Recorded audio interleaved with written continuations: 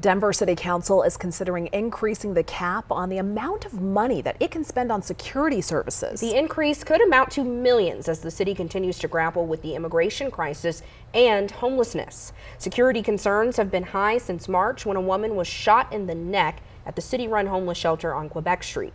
2 people were arrested. 2 weeks before that shooting, there was a double murder at the shelter. No arrests were made, but the city later added more guards and metal detectors in response.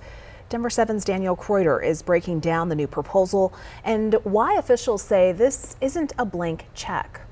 As the year began, the city of Denver was focused on housing thousands, from immigrants to the homeless. We had near 5,000 people in shelter. We had 10 facilities going at a time. You cannot go without security, period. Whether you have 500 people in shelter or 5 people in shelter, you need security. A point punctuated when 2 people were killed at this homeless shelter off Quebec. The city increased security there in March. It was pretty bad, but right now it's different. Alejandro has been living at the shelter for months. He says the security has made a noticeable difference.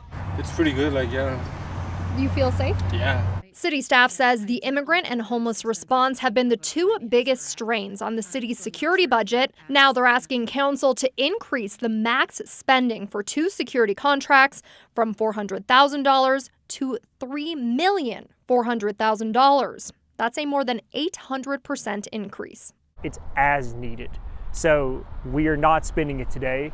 We may not necessarily spend it at all. The hope is always that we don't spend it. It is just approval to spend up to that amount. An estimate on current security spending was highlighted Tuesday. All in Mile High sites, we are projecting about a $3.2 million spend through the end of the year for those sites to provide 24/7 security. The other driver is the newcomer sites. We're, roughly in the $2 million-ish range right now. The city says the new security contracts are to prepare for the unknown, while the effort to get people out of shelters and into permanent housing continues. Once you get people into apartments, you don't need security there.